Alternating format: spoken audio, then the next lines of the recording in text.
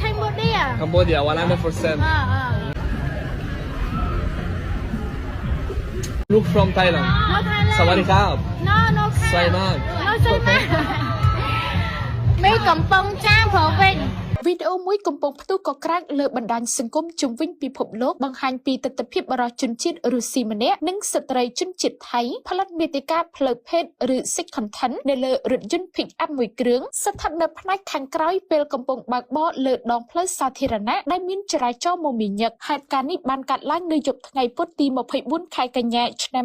2025នៅលើផ្លូវមួយក្នុងស្រុកមឿងខេត្តភូកេតប្រទេសថៃខណៈវីដេអូនេះត្រូវបានផ្សព្វផ្សាយចេញតាមបណ្ដាញសង្គមមានការចែករំលែកនិងចូលទស្សនារាប់លានដងនិងផ្ទុះការរិះគន់យ៉ាងខ្លាំងពីមហាជនបាទតាមកាសែតថៃបានចុះផ្សាយថាវីដេអូនេះបានបង្ហាញពីបរិជនជាតិរុស្ស៊ីម្នាក់ដែលមានអាយុប្រមាណ23ឆ្នាំបានធ្វើសកម្មភាពផ្លូវភេទជាមួយនារីជនជាតិថៃប្រព្រឹត្តអំពើអនាចារនៅលើរថយន្ត pick up យ៉ាងអនាធបត័យមិនខ្វល់ពីអ្នកធ្វើដំណើរលើដងផ្លូវផ្សេងទៀតនោះឡើយបើទោះបីជាមានកាមេរ៉ាបានថតពួកគេទាំងពីរក៏ដោយយ៉ាងណាមិញក្រោយផ្ទុះការរិះគន់ជុំវិញករណីនេះប៉ូលីសថៃបានចាប់ខ្លួនបរិជនជាតិរុស្ស៊ីខាងលើនៅវេលាម៉ោង